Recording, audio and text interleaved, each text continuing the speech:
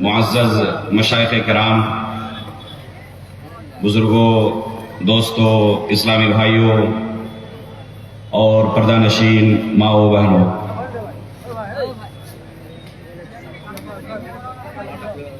بہت سارے احباب کی طرف سے یہ درخواست تھی کہ بنگلہ زبان میں ہی خطاب کیا جائے، لیکن افسوس کی بات یہ ہے کہ جو مجھے یہ زبان صحیح طریقے سے نہیں آتی، بچپنے سے ہی اردو ماحول میں رہنے کی وجہ سے اس زبان سے کما حق واقف نہیں ہوں، اور کبھی اس طرح کوئی پریکٹس بھی نہیں کی کہ بنگلہ زبان میں اس طرح خطاب کیا جائے، اس لیے بہت ہی زیادہ معذرت خواہ ہوں۔ البتہ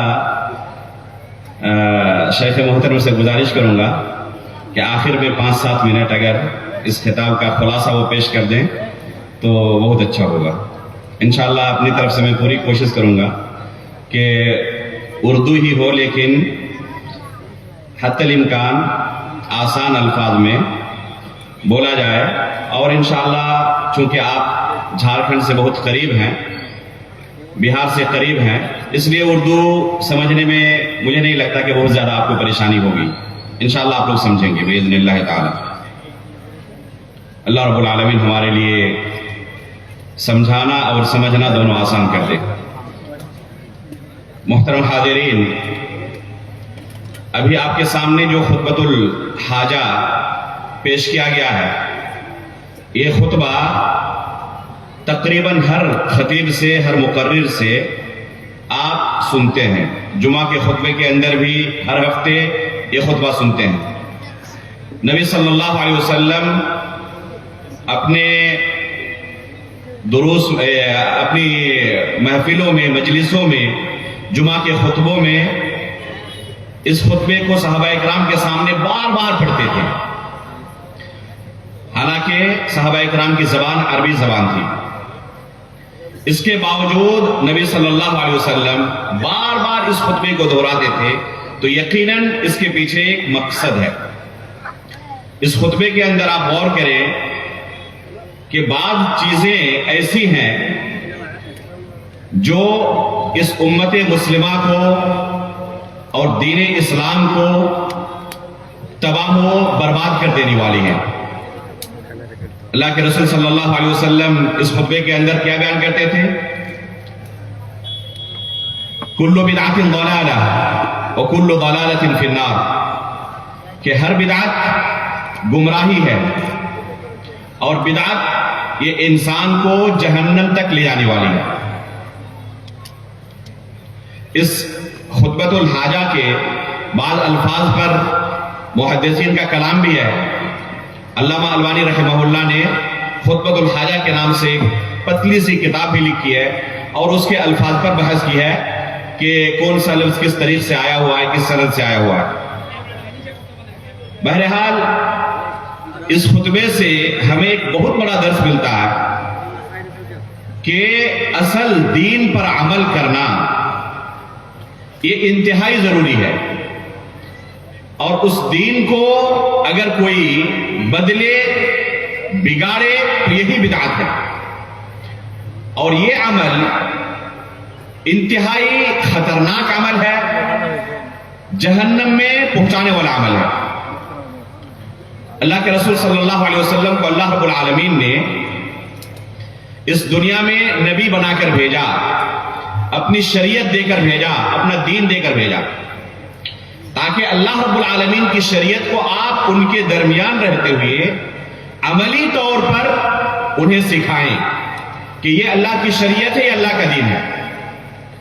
نبی صلی اللہ علیہ وسلم نے ایک دن نہیں، مسلسل کئی سالوں تک، 23 سال تک محنت کر کے اس دین اسلام کو کما حق لوگوں تک پہنچا دیا، صحابہ اکرام تک پہنچا دیا۔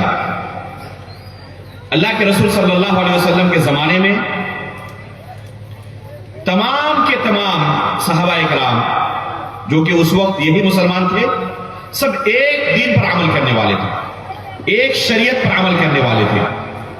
بعض چیزوں کے اندر تنوع کا اختلاف تھا، لیکن دین اپنی خالص اور اصلی صورت میں اس وقت موجود تھا.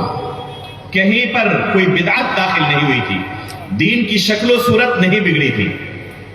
اللہ رب العالمین نے اسی دین کو آنے والے لوگوں کے لیے، بعد میں آنے والے لوگوں کے لیے معیار اور ضابطہ قرار دیا ہے، میزان قرار دیا ہے، ترازو قرار دیا ہے. کیا فرمایا؟ فَإِنْ آمَنُوا بِمِثْلِ مَا آمَنْتُمْ بِهِ فَقَدْ اهْتَدَوْا. دوسروں کا ایمان بھی اگر صحابہ اکرام کے ایمان کی طرح ہوگا تو وہ ہدایت پائیں گے. آپ لوگوں نے پوسٹر پہ دیکھ لیا ہوگا کہ میری تقریر کا عنوان کیا ہے؟ اسلام کے نام پر، دین کے نام پر پھیلی ہوئی بدعتیں، گمراہیاں، یہ میری تقریر کا موضوع ہے. تو اسلام کے نام پر کس طرح کی بدعتیں پھیلی، کس طرح کی گمراہیاں پھیلائی گئی اور اس دین کو کس طرح بگاڑنے کی کوشش کی گئی، انشاءاللہ اس مختصر وقت میں آپ کے سامنے بیان کرنے کی کوشش کروں گا. اور اس کا اصل مقصد صرف گمراہیوں کو بیان کرنا نہیں ہے، اس کا اصل مقصد ہے ان گمراہیوں سے اپنی حفاظت کرنا. صحابی رسول حذیفہ بن یمان رضی اللہ تعالیٰ عنہ فرماتے ہیں کہ دوسرے صحابہ اکرام اللہ کے رسول سے خیر کے متعلق سوال کیا کرتے تھے اور میں شر کے متعلق، فتنوں کے متعلق سوال کیا کرتا تھا. کیوں؟ مخافت ان یدرکنی، اس ڈر سے کہ کہیں کوئی فتنہ مجھے پکڑ نہ لے، کسی فتنے کا شکار میں نہ ہو جاؤں. اس لیے بکثرت ان فتنوں کے متعلق اللہ کے رسول صلی اللہ علیہ وسلم سے سوال کیا کرتا تھا. اسی حذیفہ بن یمان رضی اللہ تعالیٰ عنہ کا قول ہے، اپنے شاگردوں کو سمجھا رہے ہیں اور کہہ رہے ہیں، انہوں نے 2 پتھر لیا، ایک پتھر کے اوپر دوسرا پتھر رکھا اور کہا کہ ان 2 پتھروں کے درمیان تمہیں کوئی روشنی نظر آ رہی ہے؟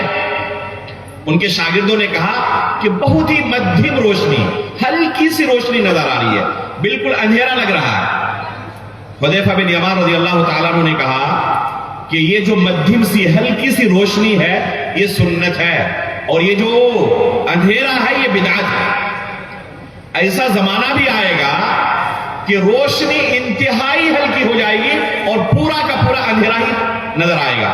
بدعتوں کا غلبہ ہوگا اور سنت انتہائی قسم پرسی کی حالت میں ہوگی. یہاں تک کہ اگر کسی بدعت پر رد کیا جائے گا تو لوگ کیا کہیں گے؟ آج ایک سنت ختم کر دی گئی. لوگوں کو تعجب ہوگا اور کہیں گے کہ آج ایک سنت چلی گئی. حالانکہ جو اہل سنت کے علماء ہوں گے، صحیح منہج کے علماء ہوں گے، ان بدعتوں پر رد کریں گے اور لوگوں کا ریئیکشن کیا ہوگا کہ یہ سنت پر رد کر رہے ہیں، بدعت پر رد نہیں کر رہے ہیں.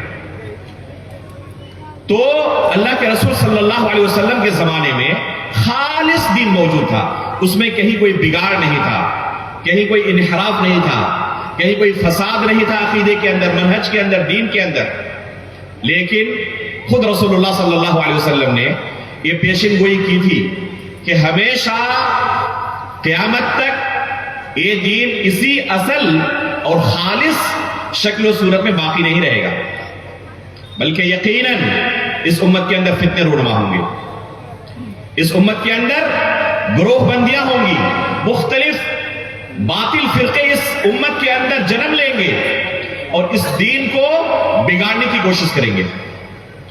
بلکہ اللہ کے رسول صلی اللہ علیہ وسلم نے یہاں تک کہا کہ یہود کے اندر، نصارہ کے اندر اس قدر اس دین کے اصل دین کے اندر بگاڑ آ گیا تھا کہ وہ 71 اور 72 فرقوں میں تقسیم ہو گئے تھے. لیکن میری امت کے اندر اس سے زیادہ بگاڑ آئے گا اور یہ 73 فرقوں میں تقسیم ہوں گے. ان میں سے ایک بس نجات پانے والا فرقہ ہے، ایک بس نجات پانے والی جماعت ہے، اور باقی سب کے سب کیا ہے؟ جہنمی ہے. جہنمی کا مطلب یہ نہیں کہ ان کا جہنم میں جانا یقینی ہے، بلکہ یہ وعید کی حدیث ہے.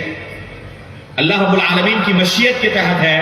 اللہ رب العالمین چاہے تو انہیں بخش دے اور جنت میں داخل کرے، چاہے تو اللہ رب العالمین انہیں جہنم میں داخل کرے. امام صنعانی رحمہ اللہ نے اس حدیث کی شرح میں ایک مستقل کتاب لکھی ہے، اس کے ایک کتاب پڑھنے کے لائق ہے. اس حدیث کا صحیح معنی کیا ہے؟ بہرحال یہ وعید کی حدیث ہے. وعید کیسی؟ جہنم جانے کی. خالص دین فقط ایک جماعت کے پاس، اور یہ خالص دین پر عمل کرنے کا نتیجہ یہ ہوگا کہ یہ نجات پا جائیں گے جہنم سے۔ اگر کوئی اس خالص دین کو بگاڑے، اس راہ راست سے ہٹے، اس کا انجام کیا ہوگا؟ اللہ کے رسول صلی اللہ علیہ وسلم نے ایک دوسری حدیث کے اندر بیان کیا ہے، ترکتکم علی المحجۃ البیضاء لیلها کنہارها لا یزیغ عنہا بعدی الا ہالک، کہ میں تمہیں ایک واضح روشن شاہراہ پر چھوڑ کر جا رہا ہوں، صراط مستقیم پر چھوڑ کر جا رہا ہوں، اس کی راتیں بھی دن کے اجالے کی طرح روشن ہے۔ یہ دین جو اصل ہے یہ بالکل واضح ہے، صاف شفاف ہے، اس میں کہیں کوئی بدعت نہیں ہے، کہیں کوئی بگاڑ نہیں ہے، کہیں کوئی انحراف نہیں ہے، کہیں کوئی داغ نہیں ہے۔ لیکن اللہ کے رسول نے کیا کہا آگے؟ لیلھا کنہارھا لا یزیغ عنھا بعدی الا ہالک، جو کوئی بھی اس اصل دین کو چھوڑے گا اور ادھر ادھر بھٹکنے کی کوشش کرے گا، اس کا انجام کیا ہوگا؟ وہ ہلاک ہو جائے گا۔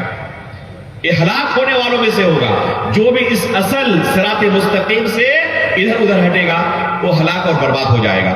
اور ہلاک اور برباد ہونے کا معنی اس دوسری حدیث میں اللہ کے رسول نے بیان کیا ہے، کلھا فی النار، یہ ہلاکت جہنم میں جانے کی ہلاکت ہے۔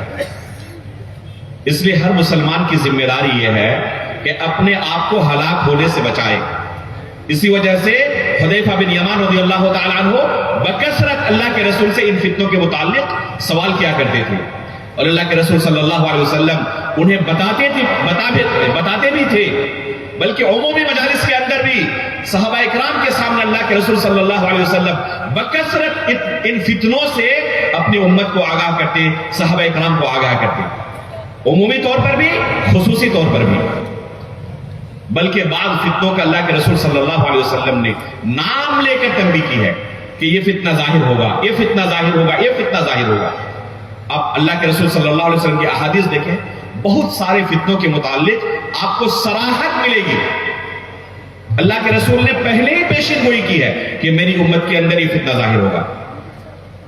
چنانچہ جس طرح دوسری پیشین گوئیاں ہیں، یہ پیشین گوئی بھی 100% صحیح ثابت ہوئی، اور یہ ممکن ہی نہیں ہے کہ اللہ کے رسول صلی اللہ علیہ وسلم کسی چیز کی خبر دے اور وہ خبر غلط ہو جائے، کیونکہ اللہ کے رسول صلی اللہ علیہ وسلم اپنی طرف سے کوئی بات نہیں کہتے تھے۔ وما ينطق عن الهوى ان هو الا وحی یوحى، یہ اللہ رب العالمین کی طرف سے وحی ہوتی تھی، جو کچھ اللہ کے رسول کہتے تھے یہ اللہ رب العالمین کی طرف سے وحی ہوتی تھی۔ کس طرح اللہ کے رسول صلی اللہ علیہ وسلم کی پیشین گوئی 100% سچ ثابت ہوتی تھی، اس کا ایک نمونہ ملاحظہ فرمائیں۔ غزوہ بدر کے موقع پر ابھی جنگ شروع نہیں ہوئی ہے، جنگ سے پہلے ہی صحیح بخاری کے اندر یہ حدیث موجود ہے تفصیل کے ساتھ، اللہ کے رسول صلی اللہ علیہ وسلم پہلے ہی جنگ سے پہلے ہی جگہ کی تعیین کے ساتھ، نام کے ساتھ صحابہ اکرام کو بیان کر رہے ہیں کہ آئندہ کل اس جگہ پر قریش کے فلاں سردار کو قتل کیا جائے گا، آئندہ کل اس جگہ پر قریش کے فلاں سردار کو قتل کیا جائے گا۔ ابھی جنگ شروع نہیں ہوئی ہے۔ صحابہ اکرام فرماتے ہیں کہ جب جنگ ختم ہوئی تو ہم نے دیکھا اللہ کے رسول نے جن جگہوں کی تعیین کی تھی، جن ناموں کی تعیین کی تھی، سب وہیں پر مقتول پڑے ہوئے تھے، سب اسی جگہ پر جن کا نام اللہ کے رسول نے لیا تھا وہاں پر ان کو قتل کیا گیا تھا، اور سب پڑے ہوئے تھے، سب کی لاشیں پڑی ہوئی تھی۔ تو اللہ کے رسول کسی چیز کی خبر دے اور وہ خبر غلط ثابت ہو جائے، یہ ممکن نہیں ہے۔ چنانچہ جو اللہ کے رسول نے فتنوں کے متعلق پیشین گوئی کی تھی کہ اس امت میں ہمیشہ اسی طرح اتحاد و اتفاق نہیں رہے گا، ہمیشہ پوری امت اسی اصل اور خالص دین پر عمل کرے، ایسا نہیں ہوگا، بلکہ اس امت کے اندر فتنے رونما ہوں گے، بدعتیں ایجاد ہوں گی، اور اللہ کے رسول ہر خطبے میں ان بدعتوں کے متعلق اپنے صحابہ کو تنبیہ کرتے تھے کہ ہر بدعت گمراہی ہے اور ہر بدعت جہنم لے جانے والی ہے۔ چنانچہ اللہ کے رسول صلی اللہ علیہ وسلم کی وفات ہوئی ابھی زیادہ عرصہ نہیں گزرا ہے، چند سالوں کے بعد ہی یہ فتنوں کا دور شروع ہو جاتا ہے۔ عمر فاروق رضی اللہ تعالیٰ عنہ کی ایک مشہور حدیث ہے، صحیح بخاری کے اندر بھی حدیث آئی ہوئی ہے۔ حذیفہ بن یمان رضی اللہ تعالیٰ عنہ سے عمر فاروق رضی اللہ تعالیٰ عنہ درخواست کرتے ہیں کہ فتنوں کے متعلق جو حدیث آپ سنے ہیں اس کے متعلق مجھے بتائیں۔ حذیفہ بن یمان رضی اللہ تعالیٰ عنہ عام فتنوں کے متعلق بیان کرنا شروع کرتے ہیں۔ کہ مال اولاد یہ سب انسان کے لیے فتنہ ہے، جیسے کہ قرآن میں بھی اللہ رب العالمین نے کہا انما اموالکم واولادکم فتنہ، اور ان فتنوں کا کفارہ یہ ہے کہ انسان نماز پڑھے، روزہ رکھے، امر بالمعروف نہی عن المنکر کرے۔ تو عمر فاروق رضی اللہ تعالیٰ عنہ نے روک دیتے ہیں، کہتے ہیں نہیں، اس فتنے کے متعلق میں نہیں پوچھ رہا ہوں، میرے فتنے کے متعلق سوال کرنے کا مقصد یہ ہے کہ اس فتنے کے بارے میں بتائیں جو سمندر کے موجوں کی طرح پھانٹے مارتی ہوں گی، اس فتنے کے بارے میں مجھے بتائیں جس کے بارے میں اللہ کے رسول نے آپ کو بتایا تھا۔ تو حذیفہ بن یمان رضی اللہ تعالیٰ عنہ کہتے ہیں کہ امیر المؤمنین، آپ کو اس بارے میں زیادہ سوچنے کی کیا ضرورت ہے؟ آپ کے درمیان اور اس فتنے کے درمیان ایک دروازہ ہے، یعنی آپ کی زندگی میں ایسا فتنہ رونما نہیں ہوگا۔ حذیفہ بن یمان اپنی طرف سے نہیں کہہ رہے ہیں، اللہ کے رسول صلی اللہ علیہ وسلم نے جو ان کو بتایا تھا اس بنا پر کہہ رہے ہیں کہ آپ کو زیادہ اس بارے میں گھبرانے کی ضرورت نہیں ہے، آپ کو زیادہ اس بارے میں سوچنے کی ضرورت نہیں ہے، آپ کے درمیان اور اس فتنے کے درمیان ایک دروازہ ہے۔ عمر فاروق رضی اللہ تعالیٰ عنہ پوچھتے ہیں کہ یہ دروازہ جو ہے یہ کھولا جائے گا اور فتنے داخل ہوں گے یا اس کو توڑ دیا جائے گا؟ تو حذیفہ بن یمان رضی اللہ تعالیٰ عنہ کہتے ہیں کہ نہیں، اس دروازے کو توڑا جائے گا۔ کہنے والے پوچھتے ہیں حذیفہ بن یمان سے، کیا عمر فاروق رضی اللہ تعالیٰ عنہ کو پتا تھا کہ یہ دروازہ کون ہے؟ تو کہتے حذیفہ بن یمان رضی اللہ تعالیٰ عنہ کہ جس طرح رات کے بعد دن آنے والا ہے نا، یقین ہے کہ رات ختم ہوگی دن آئے گا، اسی طرح عمر فاروق اچھی طرح جانتے تھے کہ وہ خود وہ دروازہ ہے اور ان کو توڑا جائے گا، یعنی شہید کیا جائے گا۔ عمر فاروق رضی اللہ تعالیٰ عنہ کو اللہ کے رسول کی پیشن گوئی کے مطابق شہید کیا گیا اور یہ فتنوں کا دروازہ کھل گیا۔ یہاں سے یہ فتنے جو شروع ہوئے اس امت کے اندر، آج تک وہ فتنے سمندر کی لہروں کی طرح اس طرح، یہ فتنے اسلام کے نام پر شروع ہوئے تھے، آج بھی یہ فتنے اور یہ بدعتیں، یہ گمراہیاں اسلام کے نام پر ایجاد کی جاتی ہیں۔ چنانچہ جیسے ہی عمر فاروق رضی اللہ تعالیٰ عنہ کے شہید کرنے کے بعد عثمان غنی رضی اللہ تعالیٰ عنہ خلیفہ بنتے ہیں، یہ فتنہ پرور اپنا کرتب دکھانا شروع کرتے ہیں، یہاں تک کہ عثمان غنی رضی اللہ تعالیٰ عنہ کو بھی قتل کر ڈالتے ہیں۔ یہ وہ زمانہ ہے جو فتنے کا زمانہ ہے۔ صحیح مسلم کے مقدمے میں امام مسلم رحمہ اللہ نے اپنے اس صحیح کے مقدمے میں ابن سیرین رحمہ اللہ کا ایک اثر نقل کیا ہے، کہتے ہیں لم یکونوا یسألون عن الاسناد، اس زمانے میں صحابہ اکرام، تابعین اعظام، کوئی انہیں کوئی حدیث بیان کرتا تو سند کے بارے میں سوال نہیں کرتے کہ کس سے سنا ہے، کیونکہ سب معلوم تھے کہ دین ایک ہی باقی ہے اور سب کے سب ماننے والے اسی اصل دین کے ہیں، اس لیے کسی کو کوئی ڈر نہیں تھا۔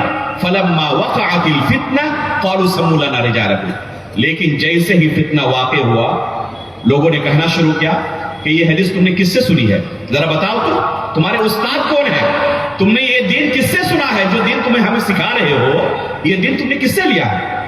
فَيُنظَرُ إِلَىٰ أَهْلِ السُّنَّةِ فَيُؤْخَذُ حَدِيثُهُمْ وَيُنظَرُ إِلَىٰ أَهْلِ الْبِدْعَةِ فَلَا يُؤْخَذُ حَدِيثُهُمْ، دیکھا جاتا کہ جس کا یہ حوالہ دے رہے ہیں اہل سنت میں سے ہے یا اہل بدعت میں سے۔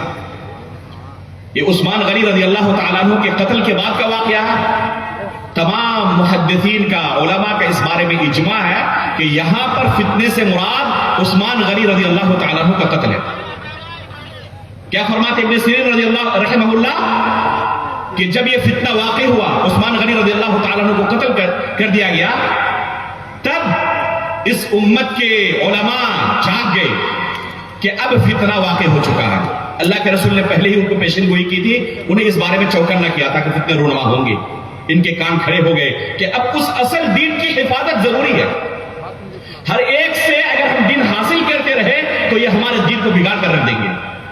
چنانچہ کیا کیا انہوں نے، کوئی ان کو سکھاتا کہتا کہ تمہارا استاد کون ہے، کس سے تم نے یہ سنا ہے، کہاں سے تم نے دین لیا، دیکھا جاتا اہل سنت میں سے ہوتے قبول کر لیا جاتا، اہل بدعت میں سے ہوتے رد کر دیا جاتا۔ یہ اہل سنت اور اہل بدعت کی تفریق صحیح مسلم کے مقدمے کے اندر موجود ہے، ابن سیرین رحمہ اللہ کے قول کے اندر، کہ صحابہ اکرام کے زمانے میں ہی شروع ہو چکی تھی۔ آج لوگ کہتے ہیں کہ ہمیں صرف اپنے آپ کو مسلمان کہنا چاہیے، مسلمان کے علاوہ کچھ نہیں کہنا چاہیے، اور یہاں صحابہ اکرام اور تابعین کہہ رہے ہیں فَيُنظَرُ إِلَىٰ أَهْلِ السُّنَّةِ فَيُؤْخَذُ حَدِيثُهُ وَيُنظَرُ إِلَىٰ أَهْلِ الْبِدْعَةِ فَلَا يُؤْخَذُ حَدِيثُهُ۔ اب اہل بدعت حرکت میں آ چکے ہیں، وہ دین بگاڑنا چاہتے ہیں اسلام کے نام پر۔ اگر ہم یہ تفریق نہیں کریں گے کہ اہل سنت میں سے یا اہل بدعت میں سے، تو ہر کوئی اپنے آپ کو مسلمان کہتا ہے۔ وہ اسلام کے نام پر آپ کو کوئی دوسرا دین سکھا کے چلے جائیں گے جس کا کتاب و سنت سے، سلف صالحین کے منہج سے کوئی تعلق نہیں ہوگا۔ چنانچہ یہی سے تمیز شروع ہوتی ہے اہل سنت اور اہل بدعت کے درمیان، اور یہاں سے یہ فتنے اس امت کے اندر داخل ہونا شروع ہوتے ہیں۔ سب سے پہلا فتنہ جو اس امت کے اندر داخل ہوا، اسی زمانے میں داخل ہوا، شیعوں کا فتنہ، خوارج کا فتنہ، تقدیر کے انکار کا فتنہ۔ یہ سب فتنے صحابہ اکرام کی زندگی میں ظاہر ہو گئے تھے، یہ بعد میں بہت زیادہ ظاہر نہیں ہوئے، ابھی صحابہ اکرام باحیات تھے، اسی زمانے میں یہ فتنے ظاہر ہو چکے تھے۔ اللہ کے رسول کی پیشن گوئی تھی کہ اس امت کے اندر فتنے ظاہر ہوں گے، اور یہ 100% سے ثابت ہوئے۔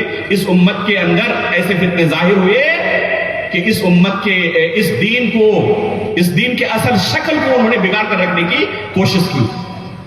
چنانچہ یہ صحابہ اکرام کو قتل کرتے اور سوچتے کہ ہم اللہ رب العالمین کی عبادت کر رہے ہیں، نعوذ باللہ من ذالک۔ آپ سوچ سکتے ہیں کہ کس قدر ان کے ذہن زہر آلود ہو چکے تھے کہ صحابہ اکرام کو، خلفائے راشدین کو قتل کرتے اور یہ سوچتے کہ ہم اللہ رب العالمین کی عبادت کر رہے ہیں، اس عمل کی بنا پر ہمیں جنت ملے گی۔ یہ خوارج کا فتنہ تھا، یہ شیعوں کا فتنہ تھا، جن کی پوری تاریخ رہی ہے کہ یہ ہمیشہ اہل سنت کے لوگوں کو قتل کرتے ہیں، اور جو باطل اور منحرف ادیان کے ماننے والے ہیں، اسلام کے علاوہ دوسرے مذاہب کے پیروکار ہیں، کبھی ان کے خلاف برسر پیکار نہیں ہوتے۔ یہ اپنے ہی مسلمان بھائیوں کے خون سے اپنی تلوار کو رنگتے ہیں۔ صحابہ اکرام سے شروعات کی تھی انہوں نے، اور آج بھی یہ خونی کھیل جاری ہے۔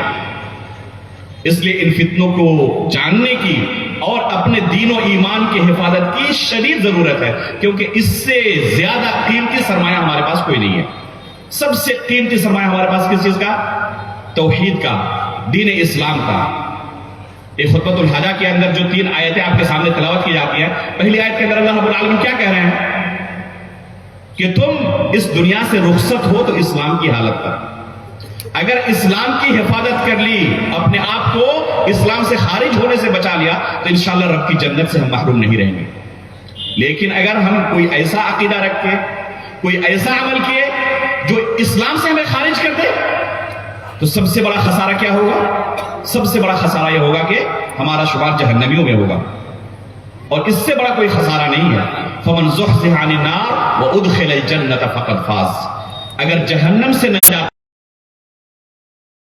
دین ہے، یہ انتہائی قیمتی سرمایہ ہمارے پاس، اس سے زیادہ کوئی قیمتی سرمایہ نہیں ہے۔ جس طرح ہم اپنے روپیے پیسے کی حفاظت کرتے ہیں، کوئی ڈاکو دفاع کرتے ہیں، اپنے بہن بیٹیوں کی عزت کا دفاع کرتے ہیں ان چور اچکوں سے، اسی طرح ان بدعتیوں کے لٹیرے ہیں، ان سے اپنے دین و ایمان کی، اپنے منہج کی حفاظت ضروری ہے۔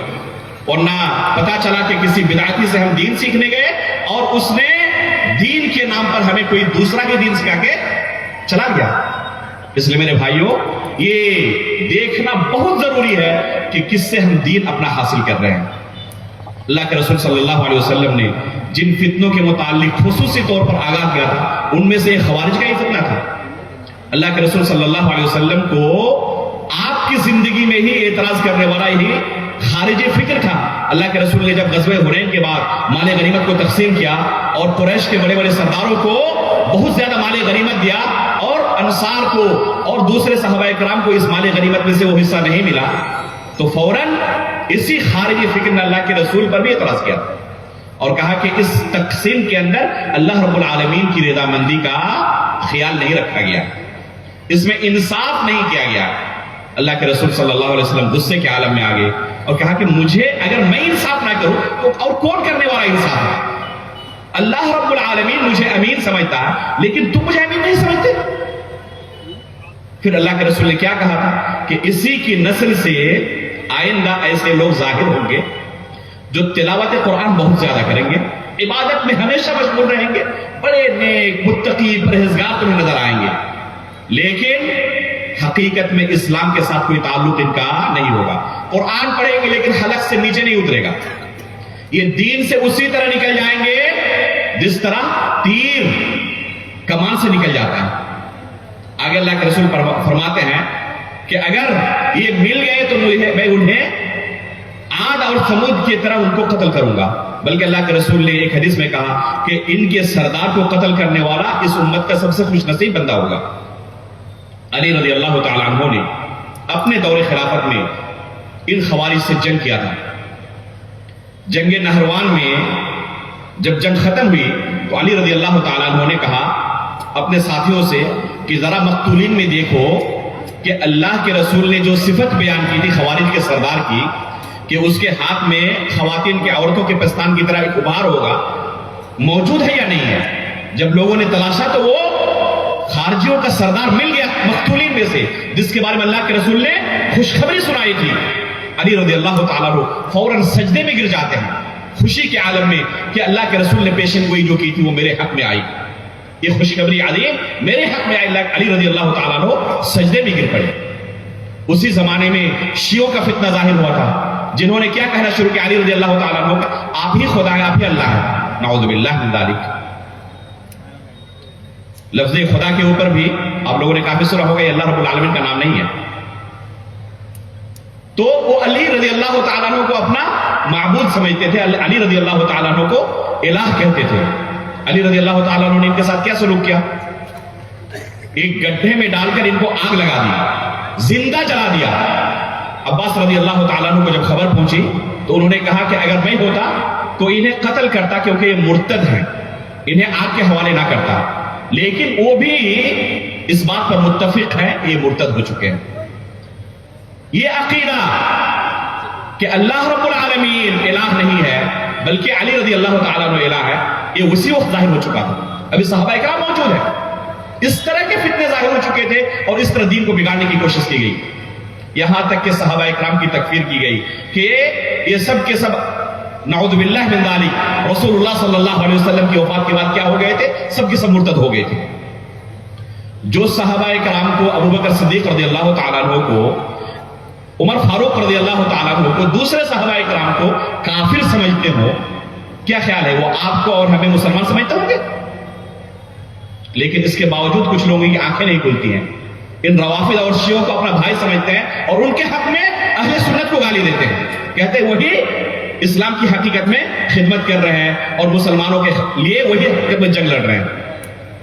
جو ابو بکر صدیق رضی اللہ تعالیٰ عنہ کو, عمر فاروق رضی اللہ تعالیٰ عنہ کو, اما عائشہ رضی اللہ تعالیٰ عنہ کو مسلمان نہ سمجھے, ام المؤمنین عائشہ رضی اللہ تعالیٰ عنہ پر ذرا کی تہمت لگا, کیا خیال ہے وہ آپ کی بہو بیٹیوں کو پاک باز سمجھیں گے, آپ کو مسلمان سمجھیں گے؟ اس کے باوجود بھی ہماری آنکھیں نہیں کھلتی ہیں اور ان کے دامے فریب میں ہم پھنس جاتے ہیں. اللہ رب العالمین ہماری آنکھیں کھول دے. ابھی صحابہ کرام موجود ہیں, تقدیر کے انکار کا فتنہ شروع ہو گیا. صحیح مسلم کی پہلی حدیث پڑھیں, جیسے مقدمہ ختم ہوتا ہے اور اصل کتاب شروع ہوتی ہے, امام مسلم نے پہلی حدیث جو ذکر کی ہے حدیث جبریل کے نام سے مشہور ہے. یہ اس کے شروع میں جو اصل حدیث شروع ہوتی ہے اس سے پہلے ایک قصہ بیان کیا امام مسلم رحمہ اللہ نے اپنی صحیح سند سے. چنانچہ فرماتے ہیں کہ بصرہ سے دو جلیل القدر عالم دین آتے ہیں علماء تابعین میں سے, یحییٰ بن یعمر اور حمید بن عبد الرحمن الحمیری. یہ دونوں جلیل القدر تابعین میں سے ہیں جن کی حدیثیں صحیح مسلم کے اندر موجود ہیں. یہ دونوں بصرہ سے تشریف لاتے ہیں کہاں, مکہ مکرمہ. آپس میں چرچا کرتے ہیں, گفتگو کرتے ہیں, کاش کہ یہاں کوئی صحابی رسول مل جاتے, ہم ان سے اپنے علاقے میں جو فتنہ ظاہر ہوا ہے اس فتنے کے متعلق سوال کرتے. اس میں ہمارے لیے بہت بڑا درس ہے. وہ خود جلیل القدر عالم دین ہے, لیکن جب کوئی فتنہ ظاہر ہوا تو ہر کوئی فتنے کے وقت زبان کھولنے کا حق نہیں رکھتا, اہلیت نہیں رکھتا. اور آج دیکھیں جیسے ہی اس طرح کا کوئی فتنہ ظاہر ہوتا ہے ہر کوئی چاہے پڑھنا لکھنا آتا ہو یا نہ آتا ہو اپنی رائے دے رہا ہے فیس بک پہ, واٹس ایپ کے اندر. کبار علماء خاموش ہیں اور یہ پوسٹ پر پوسٹ لکھے جا رہے ہیں. یہ کبھی بھی اہل سنت والجماعت کا منہج نہیں رہا کہ فتنوں کے زمانے میں ہر کوئی اپنی اپنی رائے رکھے. چنانچہ وہاں سے آتے اور کہتے کاش یہاں کوئی صحابی رسول مل جاتے، ان سے ہم اپنے علاقے میں جو فتنہ ظاہر ہوا اس فتنے کے متعلق سوال کرتے۔ اسی دوران دیکھتے ہیں جلیل القدر صحابی رسول عبداللہ بن عمر رضی اللہ تعالیٰ عنہ مسجد حرام کے اندر داخل ہو رہے ہیں۔ چنانچہ یہ دونوں لپکتے ہیں، ایک دائیں جانب ایک بائیں جانب ہو جاتے ہیں، اور ان سے کہتے ہیں کہ ہمارے علاقے میں معبد الجہنی نام کا ایک شخص ظاہر ہوا ہے جو کہتا ہے تقدیر نام کی کوئی چیز نہیں ہے، اور اس سے پہلے ان کی صفات بیان کرتے ہیں اس شخص کی اور ان کے حواری مواری کی۔ یتکفرون العلم ویقرؤون القرآن، یہ قرآن بہت زیادہ پڑھتے ہیں، علم کی باتیں کرتے ہیں، یہ کوئی جاہل نہیں ہے، یہ علم کے ساتھ جڑے ہوئے لوگ ہیں، باریک سے باریک نقطہ لے کے آتے ہیں۔ اور اللہ کے رسول کی حدیث میں ابھی آپ کو بیان کر چکا ہوں کہ تقوی و پرہیزگاری کے اندر، یہاں تک کہ ایک حدیث میں اللہ کے رسول نے کہا صحابہ کرام کو کہ تم اپنی عبادت کو ان کی عبادت کے آگے حقیر سمجھو گے، اتنے عبادت گزار ہوں گے کہ ان کی عبادت سے لوگ دھوکے کھا جائیں گے، لیکن اصل دین تمہیں پیش نہیں کریں گے۔ چنانچہ کہتے ہیں کہ قرآن بھی پڑھتے ہیں، علم کی باتیں کرتے ہیں، لیکن ساتھ میں کیا کہتے ہیں؟ یزعمون اللہ قدر وان الامر انف، ان کا گمان ہے کہ تقدیر نام کی کوئی چیز نہیں ہے۔ اللہ رب العالمین کو کسی چیز کے واقع ہو جانے کے بعد علم ہوتا ہے، پہلے سے اللہ رب العالمین کسی چیز کے بارے میں نہیں جانتے۔ نعوذ باللہ من ذالک، یہ تقدیر کا انکار ہے۔ تقدیر کے 4 مراتب ہیں، ان میں سے پہلا مرتبہ یہ ہے کہ اللہ رب العالمین کو ذرے ذرے کے بارے میں خبر ہے۔ وما تسقط من ورقۃ الا يعلمها، اگر کسی درخت سے کوئی پتا بھی گرتا ہے نا تو اللہ رب العالمین کو اس کی بھی خبر رہتی ہے۔ ذرے ذرے کے بارے میں اللہ رب العالمین جانتا، اور اس بارے میں ایک نہیں بے شمار آیتیں موجود ہیں۔ آیت الکرسی کی تفسیر میں ابھی تقریباً 2-3 ہفتے پہلے میں نے اس کی تفصیل کے ساتھ شرح کی ہے، اللہ رب العالمین کے صفت علم کے بارے میں، اگر ملے تو اس درس کو سنیں، یوٹیوب کے اندر موجود ہے۔ تو یہ اہل سنت والجماعت کا متفق عقیدہ ہے، اور یہ تقدیر کا پہلا درجہ ہے کہ اللہ رب العالمین کے بارے میں ہمارا یہ عقیدہ ہو کہ اللہ رب العالمین تفصیل کے بارے میں، اجمالی طور پر، تفصیلی طور پر، ہر طریقے سے ذرے ذرے کے بارے میں علم رکھتے ہیں، خبر رکھتے ہیں کہ آئندہ کیا کچھ ہونے والا ہے۔ انسانوں کو زیادہ سے زیادہ اجمالی طور پر کچھ خاکہ ہوتا ہے ان کے ذہن میں، جیسے آپ ابھی یہاں آئے ہوئے ہیں، آگے کیا کرنے والے ہیں، کہاں جانے والے ہیں، کہاں سونے والے ہیں، کیا کھانے والے ہیں، آپ کے ذہن میں بھی خاکہ ہوگا، لیکن تفصیل کا علم آپ کو ہے؟ ابھی آپ نکلیں گے، کس سے ملاقات ہوگی، کس سے کیا بات ہوگی، کہہ سکتے ہیں؟ کوئی نہیں کہہ سکتا۔ ابھی یہاں بیٹھا ہوں، آئندہ 2 منٹ کے بعد کیا کہوں گا مجھے بھی کچھ پتا نہیں ہے، پتا نہیں زبان سے کیا بات نکلے گی، لیکن اللہ رب العالمین کو ہر چیز کے بارے میں علم ہے، ذرے ذرے کے بارے میں۔ یہ اہل سنت والجماعت کا متفق عقیدہ ہے۔ اگر کوئی اس کا انکار کرے تو تقدیر کا انکار کرنے والا ہوگا، جیسے کہ علامہ ابن قیم رحمہ اللہ نے شفاء العلیل کے اندر تفصیل کے ساتھ اسے بیان کیا ہے۔ اگر تقدیر کے مسئلے کو سمجھنا ہو تو اس کتاب کو لازم پکڑے، سب سے بہترین کتاب، اور بھی بہت سارے علماء نے اس موضوع پر کتابیں لکھی ہیں۔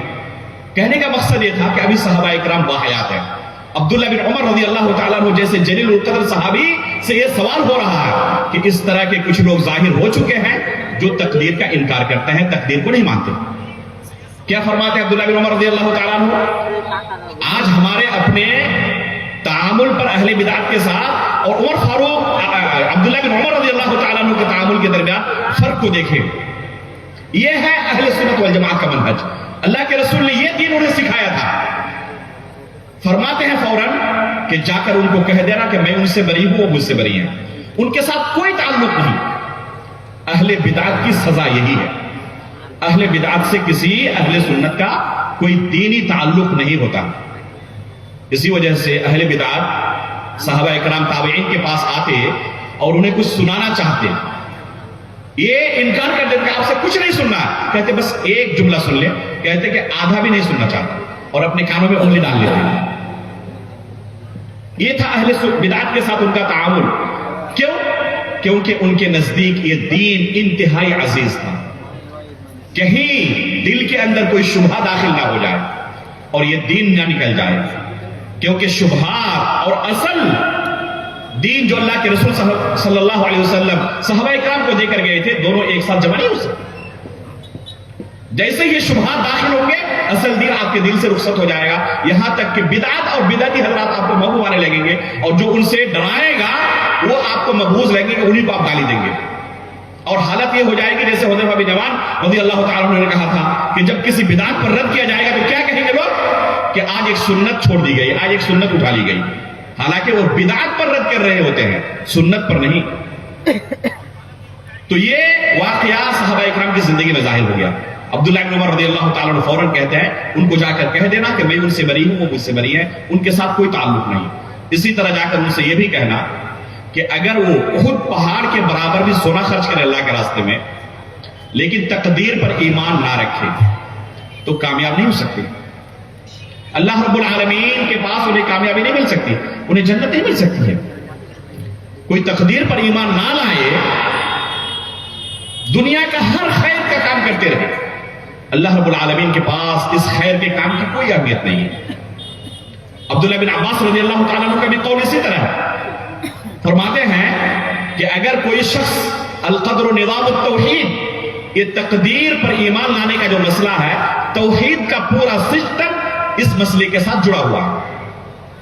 فمن وحد اللہ عز وجل وکذب بالقدر کان تکذیبہ للقدر نقضا للتوحید. اگر کوئی اللہ رب العالمین کی وحدانیت کا اقرار کرتا ہے لیکن تقدیر کا انکار کرتا ہے تو تقدیر کے انکار کی وجہ سے اس کی توحید بھی ختم ہو جائے گی، توحید باقی نہیں رہے گی. عبداللہ بن عباس رضی اللہ تعالیٰ عنہ کا فتویٰ، عبداللہ بن عمر رضی اللہ تعالیٰ عنہ کا فتویٰ، بلکہ اللہ کے رسول صلی اللہ علیہ وسلم کی مرفوع حدیث بھی ہے کہ اگر کوئی شخص تقدیر پر ایمان نہ لائے تو وہ شخص مومن نہیں ہے. تو یہ ہے اہمیت اس طرح کے دینی مسائل کی. اگر کوئی اسے بگاڑنے کی کوشش کرے تو ہمارے سلف صالحین ان کے خلاف ہمیشہ کھڑے ہوئے ہیں. ان کو ایسے کھلا چھوڑ نہیں دیے ہیں، کھلی چھوٹ ان کو نہیں دیے ہیں کہ تم اس طرح دین کو بگاڑتے رہو اور ہم خاموش بیٹھے رہیں گے. بلکہ اللہ کے رسول صلی اللہ علیہ وسلم نے یہ خوشخبری دی ہے، لا تزال طائفة من امتی ظاہرین علی الحق، میری امت کے اندر ہمیشہ ایک جماعت ایسی قائم رہے گی جو حق کے اوپر قائم ہوگی. لوگ ان کی مخالفت کریں گے لیکن ان کا کچھ بگاڑ نہیں پائیں گے. کیا زیادہ سے زیادہ کیا بگاڑ لیں گے؟ دنیا سے رخصت کر دیں گے، اس سے زیادہ کچھ نہیں کر سکتے، لیکن یہ حق کے اوپر قائم رہیں گے. یہ کبھی بھی باطل سے کمپرومائز نہیں کریں گے. یہ ہمیشہ قیامت تک ایک جماعت اس امت میں قائم رہے گی. ان کی تعداد گرچہ تھوڑی ہوگی، بہت زیادہ نہیں ہوگی، جیسے کہ اس حدیث سے ہمیں پتہ چلتا ہے کہ ایک جماعت ہوگی اور باقی 72 جماعت اس طرف ہے. تو ان کی قلت تعداد سے زیادہ، قلت تعداد سے ہمیں دھوکہ نہیں کھانا چاہیے، ان کی کثرت سے ہمیں دھوکہ نہیں کھانا چاہیے. جو اصل دین ہے اس دین کو سیکھنے کی ضرورت ہے. اس امت کے اندر جو اور فتنے ظاہر ہوں گے جس کے بارے میں اللہ کے رسول نے بیان کیا تھا، ان میں سے ایک انکار سنت کا فتنہ ہے. اللہ کے رسول صلی اللہ علیہ وسلم نے اپنی زندگی میں ہی اس فتنے کے بارے میں صحابہ کرام کو آگاہ کیا تھا کہ عنقریب کچھ ایسے لوگ ظاہر ہوں گے جو کہیں گے اگر تم ان کو سامنے سنت رسول سے، حدیث رسول سے دلیل پیش کرو گے تو کہیں گے کہ ہمیں صرف قرآن سناؤ، ہمیں صرف قرآن سے دلیل چاہیے، حدیث سے نہیں. اللہ کے رسول صلی اللہ علیہ وسلم نے اس فتنے کے بارے میں پہلے ہی آگاہ کر دیا تھا، اور اس فتنے کی شروعات بھی صحابہ اکرام کی زندگی میں ہو چکی تھی. چنانچہ عمران بن حسین رضی اللہ تعالیٰ عنہ کی حدیث ہے، ان کے سامنے ایک شخص نے یہی مطالبہ رکھا. جب انہوں نے حدیث رسول سے دلیل پیش کی تو انہوں نے کہا کہ ہمیں قرآن سے آپ دلیل دیں، حدیث سے نہیں. فوراً ان کی گرفت کی اور کہا کہ اگر تمہیں اور تمہارے ماننے والوں کو قرآن کے حوالے کر دیا جائے تو قرآن کے اندر تم نماز پڑھنے کا جو یہ طریقہ ہے دکھا سکتے ہو، زکوٰۃ کا جو نصاب ہے دکھا سکتے ہو، طواف کا جو طریقہ ہے کہ ساتھ ہی چکر لگانے ہوں گے قرآن سے دکھا سکتے ہو. تو حقیقت میں یہ جو منکرین سنت ہوتے ہیں یہ منکرین قرآن بھی ہوتے ہیں، کیونکہ اللہ رب العالمین نے قرآن کے اندر ہی رسول اللہ صلی اللہ علیہ وسلم کی اطاعت کا حکم دیا ہے. ایک دو نہیں بے شمار آیتیں ایسی ہیں جن آیتوں کے اندر اللہ رب العالمین نے حدیث رسول کو حجت قرار دیا. بہت سارے لوگ ایک شوشہ چھوڑتے ہیں اور یہ بھی انکار سنت کی ایک شکل ہے، کہتے ہیں کہ حدیث و قرآن میں فرق ہے. حجت ہونے کے بارے میں، حجت ہونے کے اعتبار سے، شریعت ہونے کے اعتبار سے اہل سنت والجماعت کا منہج یہ ہے کہ قرآن و حدیث کا درجہ برابر ہے. کسی مسئلے کی دلیل آپ قرآن سے دیں اور کسی مسئلے کی دلیل حدیث رسول سے دیں، اگر وہ حدیث ثابت ہے تو ایک ہی درجے پر۔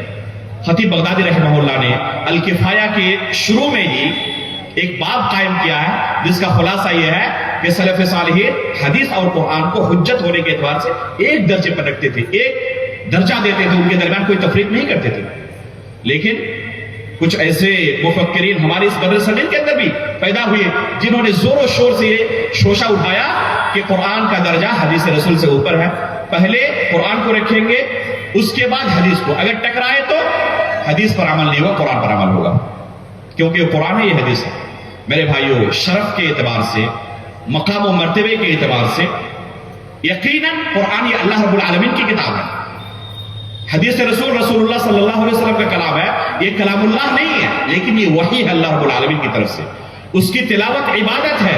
اس کے لیے علماء نے وہ شروط نہیں رکھے جو قرآن کے لیے رکھے ہیں، معروف مسائل قرآن کے ساتھ۔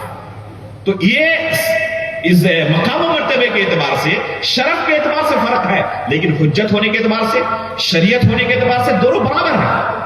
چنانچہ ہمارے ہی ملک کے اندر امین اختر اصلاحی، حمید الدین فراہی، ایسے مفکرین پیدا ہوئے جن کی کتابیں ہمارے نوجوان پڑھتے ہیں، اور اس طرح کی تفریق موجود ہے۔ علامہ شبلی نعمانی، ان کی ایک تحریر میں نے فیس بک کے اندر پوسٹ بھی کی تھی حدیث رسول کے بارے میں، بلکہ صحیح بخاری اور صحیح مسلم کے اندر یہ حدیثیں موجود ہیں، شکوک و شبہات پھیلاتے ہیں۔ مولانا مودودی نے اپنی کتاب کے اندر کتنی جگہوں پر صحیح بخاری اور صحیح مسلم کے اندر حدیثیں موجود ہیں اور شکوک و شبہات پھیلاتے ہیں، اور یہ اکثر و بیشتر کس کا سہارا لیں گے؟ آپ کو دیکھیں گے عقل کا سہارا لے کر حدیث رسول کے اندر شکوک و شبہات پھیلائیں گے، یا کبھی لوگوں کو گمراہ کرنے کے لیے کہیں گے یہ آیت، یہ حدیث قرآن کی فلایت کے مخالف ہے، اس وجہ سے اس حدیث کو ہم قبول نہیں کر سکتے، گرچہ صحیح بخاری کے اندر ہو۔ مثال کے طور پر اللہ رب العالمین نے قرآن کریم کے اندر ابراہیم علیہ السلام کو کیا کہا؟ ان ابراہیم کان صدیقا نبیا، کہتے ہیں کہ اللہ رب العالمین نے قرآن میں ابراہیم علیہ السلام کو سچا کہا، اور صحیح بخاری کی ایک حدیث ہے کہ ابراہیم علیہ السلام نے 3 مرتبہ جھوٹ بولا تھا۔ تو ہم قرآن کو مانیں یا صحیح بخاری کو مانیں؟ اس طرح دکھانا چاہتے ہیں کہ قرآن میں اور حدیث میں کیا ہے؟ تعارض ہے، نعوذ باللہ من ذالک۔ کہ رسول پر قرآن نازل ہوا، کوئی اللہ کے رسول سے بھی قرآن کو بہتر طریقے سے سمجھ سکتا ہے؟ اللہ کے رسول خود قرآن کی مخالفت کریں گے؟ اگر آپ یہ قبول کر لیتے ہیں کہ حقیقت میں حدیث کے اندر اور قرآن کے اندر ٹکراؤ ہے، تعارض ہے، تو آپ جانتے ہیں کہ کیا قبول کر رہے ہیں؟ کہ اللہ کے رسول صلی اللہ علیہ وسلم نے قرآن کی مخالفت کی ہے، نعوذ باللہ من ذالک۔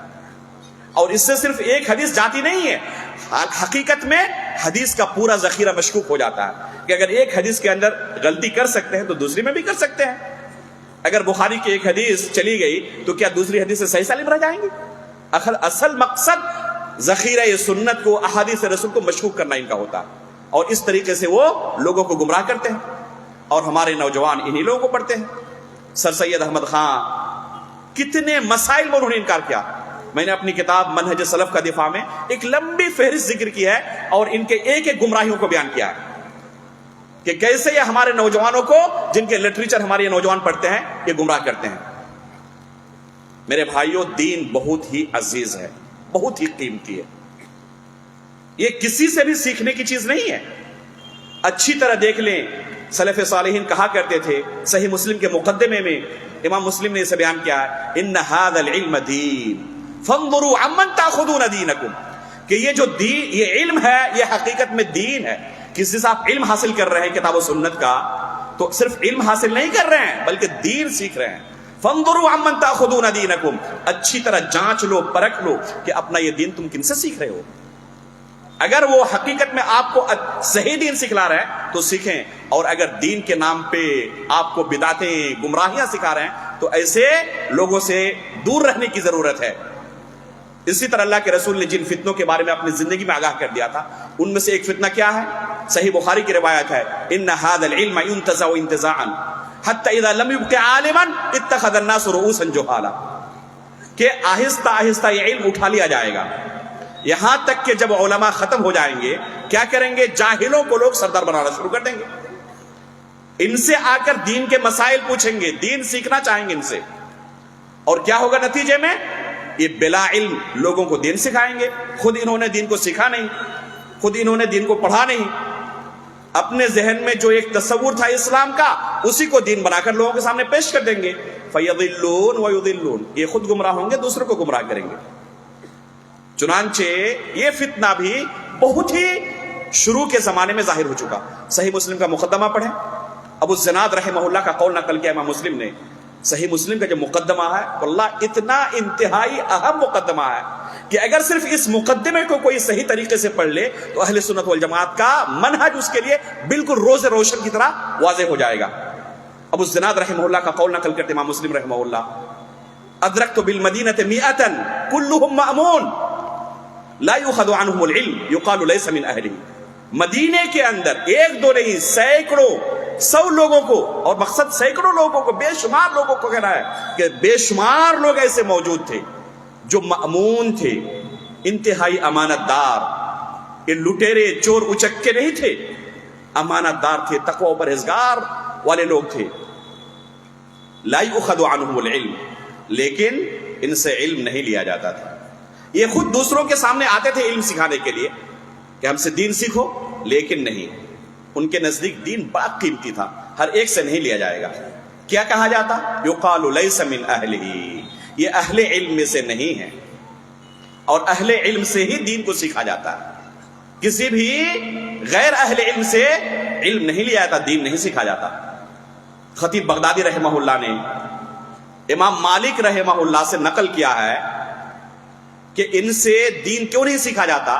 یہ خود سے سکھانا چاہتے تھے، کیوں نہیں سیکھا جاتا؟ کہتے ہیں کہ انہوں نے کتابوں سے اس علم کو رٹ لیا تھا، اساتذہ کے سامنے بیٹھ کر نہیں سیکھا تھا. آج بھی ایسے لوگ موجود ہیں یا نہیں؟ آج کے زمانے میں جنہیں ہم بردرس کہتے ہیں، یہ اس زمانے سے موجود تھے. یہ آج کی پیداوار نہیں ہے. جس طرح بعض لوگ کہتے ہیں نا کہ علماء پیچھے ہٹ گئے تو ان کو مجبوراً آنا پڑا. میرے بھائیوں، جو امام مسلم رحمہ اللہ کا زمانہ ہے اور اس سے پہلے کا زمانہ ہے جو اسلام کا سب سے سنہری دور ہے، اس زمانے میں یہ پیدا ہو چکے تھے. جو خیر القرون ہے اس زمانے میں پیدا ہو چکے تھے. نعوذ باللہ من ذالک، ان پر بھی آپ الزام لگائیں گے کہ انہوں نے کوتاہی کی تھی اس لیے ان کو میدان میں آنا پڑا تھا. یہ ہر زمانے میں موجود رہے ہیں، لیکن ہمیشہ سلف صالحین ان سے تحذیر کیا ہے کہ یہ دین کے لٹیرے ہیں جو خود دین نہیں جانتے. وہ آپ کو کیا سکھائیں گے؟ جنہیں قرآن پڑھنا نہیں آتا، حدیث پڑھنا نہیں آتا، وہ آپ کو دین سکھا سکتے ہیں. لیکن پتہ نہیں لوگوں کی عقل کہاں چلی جاتی ہے. ایسوں کو بھی وہ مفکر سمجھتے ہیں اور سمجھتے ہیں کہ یہ دین ہمیں سکھا سکتے ہیں. یہ تقابل ادیان کے ماہر ہیں. جو دین اسلام کا ماہر نہ ہو دوسرے دین ادیان کا کیسے ماہر ہو سکتا ہے؟ جو اللہ رب العالمین کے بارے میں، خصوصاً توحید اسماء و صفات کے بارے میں کلام کرے، جو سب سے مشکل ترین باب ہے. علماء کرام گھبراتے ہیں اس موضوع پر کلام کرنے سے.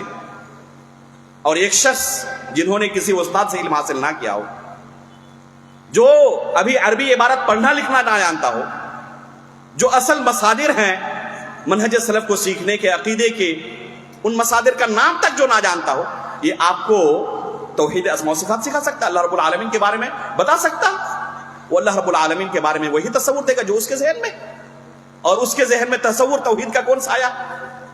یہی باطل ادیان کی کتابوں کو پڑھ کر اور قرآن سے جو ذاتی طور پر انہوں نے سمجھا، کہتے ہیں دونوں کے اندر ایک ثانیت ہے.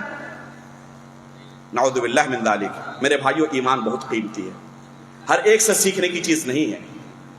یہ فتنوں کا زمانہ آج سے نہیں، قدیم زمانے سے ہے، اور ہمیشہ سلف صالحین نے اس طرح کے لوگوں سے اپنے عوام کو بچانے کی کوشش کی ہے. آج بھی علماء یہی کام کر رہے ہیں.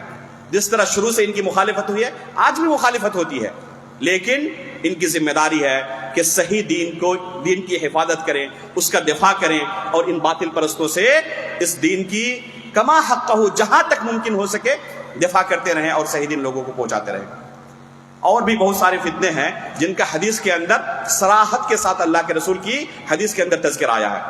میرا وقت تقریباً ختم ہو چلا ہے، اور میں نے شروع میں کہا تھا کہ انشاءاللہ شیخ محترم آخر میں 5-10 منٹ کے اندر میری اس تقریر کا خلاصہ بھی آپ کے سامنے بنگلہ میں پیش کریں گے. امید کرتا ہوں کہ شیخ محترم یہ عنایت کریں گے اور اس کا خلاصہ آپ کے سامنے بنگلہ زبان میں پیش کر دیں گے، تاکہ اگر کسی کو کچھ سمجھنے میں پریشانی ہوئی ہو تو اس کا خلاصہ سن کر اسے صحیح کر لیں. اللہ رب العالمین سے ہم دعا کرتے ہیں کہ اللہ رب العالمین ہمیں آخری سانس تک سلف صالحین کے منہج پر قائم رکھے. اللہ رب العالمین ایمان کی حالت پر ہماری وفات کرے، نبیین، صدیقین، شہداء و صالحین کے ساتھ ہمارا حشر کرے، آمین۔ تقبل رب العالمین، وصلی اللہ علی نبینا محمد۔